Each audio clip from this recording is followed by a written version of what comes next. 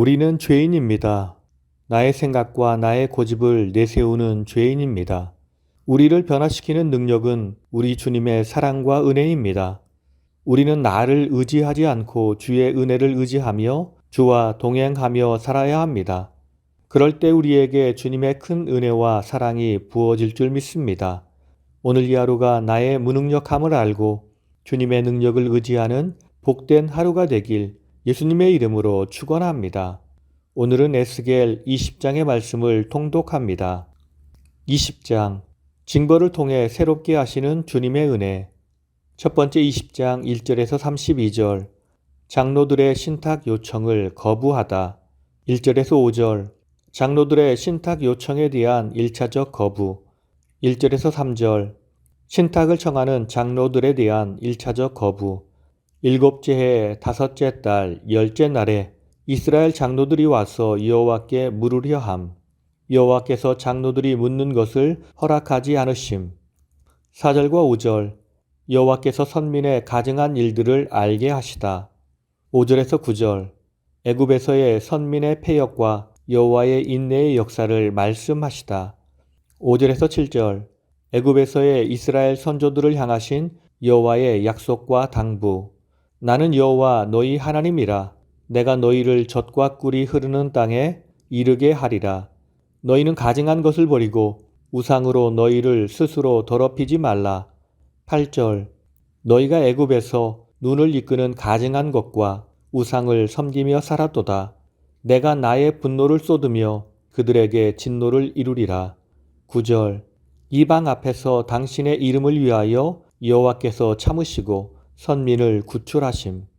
10절에서 17절 출애굽 제1세대의 패역과 당신의 이름을 위한 여호와의 인내의 역사를 말씀하시다. 10에서 12절 출애굽 1세대를 향하신 여호와의 율법과 안식일 규례의 수요. 사람이 준행하면 그로 말미암아 삶을 얻을 내 율례를 주었도다. 내 안식일을 주어 그들과 나 사이에 표징을 삼았노라. 13절 출애굽 제1세대의 패역과 여호와의 진노. 이스라엘이 광야에서 내게 반역하였도다. 내 율례를 지키지 않고 안식일을 크게 더럽혔도다.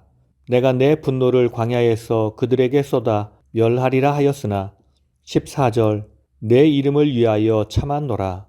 15에서 17절 내가 그들을 아껴서 광야에서 멸하여 아주 없애지 아니하였노라. 18에서 22절 출애굽 제2세대의 패역과 당신의 이름을 위한 여호와의 인내의 역사를 말씀하시다. 18에서 20절 출애굽 제2세대를 향하신 여호와의 신앙 순결 당부. 내 율례와 규례를 지키며 우상을 섬기지 말라. 안식일을 거룩하게 지키라. 21절 출애굽 제2세대의 패역과 여호와의 진노. 22절 이방 앞에서 당신의 이름을 위하신 여호와의 진노. 내 이름을 더럽히지 아니하리라. 23에서 26절 이미 광야 시대에 세워졌으나 거듭 유보된 여호와의 선민의 징벌을 작정하시다.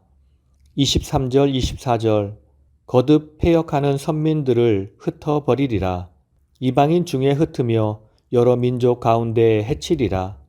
25에서 26절 거듭 패역하는 선민들을 유기하여 멸망시킬 징계를 작정하시다.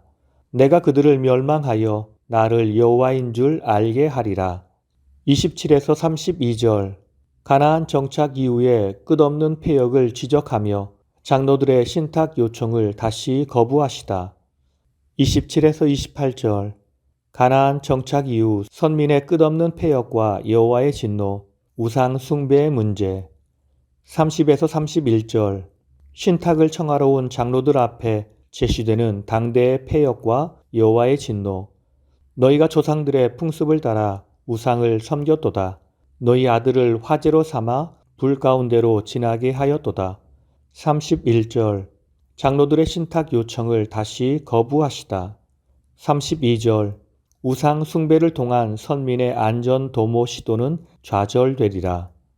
본 단락은 남유다의 멸망 예언을 수록한 전반부 3장 16절에서 24장 27절의 종결 부분입니다. 이 중 전반부 20에서 23장은 주전 591년 5월 10일에 주어진 계시의 말씀입니다. 그리고 후반부 제24장은 주전 588년 10월 10일 곧 예루살렘 성이 바벨론 군대에 의해 포위되던 당일에 주어진 계시를 기록하고 있습니다. 이러한 말씀은 유다와 예루살렘에 대한 하나님의 심판이 불시에 갑자기 이루어진 것이 아니라 과거로부터 계속되어 온 악행을 회개하지 않고 반복한 데 따른 필연적 결과임을 보여주기 위함입니다. 두 번째 20장 34절에서 44절 징벌을 통한 선민 정화와 신앙 회복 예고 35에서 36절 선민의 이방 포로와 해방 과정을 통한 선민 징벌과 선민 역사의 전환을 예고하다 33, 34절 이방 포로와 해방 과정을 통한 선민 징벌 예고 35에서 36절 내가 애굽 땅 여러 나라 광야에 이르러 거기서 너희를 대면하여 심판하리라 37에서 39절 선민 징벌 과정을 통한 선민의 정화 예고 37, 38절 패역한 자들을 축출하리라 반역하는 자와 범죄하는 자를 모두 제하여 버릴지라 이스라엘 땅에는 들어가지 못하게 하리라 39절 나를 섬기지 아니하려면 가서 우상을 섬기라 40절 정화된 선민의 가나안 본토 귀환과 선민 관계 회복 예언 내 거룩한 산 곧 이스라엘 높은 산에서 다 나를 섬기리라 41에서 44절 선민 회복을 기점으로 한 선민의 대각성을 예고하시다 41에서 43절 포로 해방 약속이 실현될 때 선민의 대각성 예고 내가 너희를 향기로 받고 내가 너희로 말미암아 내 거룩함을 여러 나라에 나타낼 것이라 내가 여호와인 줄 알고 모든 악을 스스로 미워하리라 44절 너희의 악한 길을 버리고 내 이름을 위하여 행한 후에 내가 여호와인 줄 너희가 알리라 오늘 말씀을 통해서 주시는 교훈은 첫째로 믿음이 없이는 하나님께로부터 어떤 약속의 성취도 받지 못합니다. 15절을 보면 하나님께서는 내가 내 손을 들어 광야에서 그들에게 맹세하기를 내가 그들에게 허락한 땅 곧 젖과 꿀이 흐르는 땅이요 모든 땅 중에 아름다운 곳으로 그들을 인도하여 드리지 아니하리라 한 것은 라고 말씀합니다. 그러므로 우리가 해야 할 일은 오직 믿음입니다. 가나안 정탐꾼과 백성들은 이런 하나님을 믿지 않고 의심하여 하나님의 심판을 받았습니다. 우리는 그 사실을 경계로 삼아서 항상 모든 일에 믿음을 가지고 주님께 반응하며 살아야 합니다. 그렇게 살면 신실하신 하나님께서 자기 이름을 위하여 우리에게 약속하신 모든 것을 성취해 주실 것입니다. 우리는 이 믿음으로 승리하고 약속의 열매를 취해야 하겠습니다. 두 번째, 죄인이 회개에 이르게 하는 것은 정죄의 율법이 아닌 은혜의 복음입니다. 43절을 보면 거기에서 너희의 길과 스스로 더럽힌 모든 행위를 기억하고 이미 행한 모든 악으로 말미암아 스스로 미워하리라고 말씀하십니다. 이는 이스라엘 백성들이 진심으로 회개할 것을 의미합니다. 범죄하였던 자신을 미워하는 것은 회개의 핵심 요소 중에 하나입니다. 회개는 바로 이처럼 범죄한 자신의 모습을 깨닫고 스스로 미워하는 것으로부터 시작됩니다. 그들이 회개하는 곳은 징계와 심판의 땅인 바벨론 땅이 아닌 회복과 은혜의 땅인 이스라엘입니다. 이는 죄인으로 회개에 이르게 하는 것이 징계와 심판이 아니라 은혜라는 것을 잘 보여줍니다. 오직 하나님의 은혜와 사랑이 죄인의 심령을 감화시켜 회개에 이르게 합니다. 주님이 십자가를 지신 이유가 무엇입니까? 주의 은혜로 우리를 돌이키게 하기 위함입니다. 사람은 죄인을 사랑하지 않지만 우리 하나님 아버지는 죄인을 사랑하십니다. 그들을 사랑하시어 독생자를 아낌없이 그들을 위해 내어주셨습니다. 우리가 그 은혜를 알기에 주님을 향해 돌아가는 것입니다. 그러므로 우리는 이 복음의 기쁜 소식을 알지 못하는 세상에 전하며 살아야 하겠습니다. 그래서 모든 사람이 복음으로 말미암아 구원을 얻어야 합니다. 다 함께 기도하시겠습니다.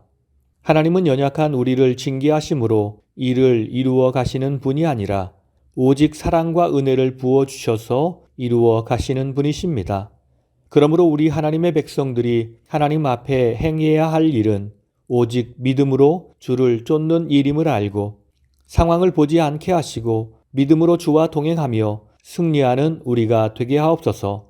우리에게 항상 힘과 능력 주실 것을 믿사오며 우리에게 믿음을 주시는 예수님의 이름으로 기도드립니다.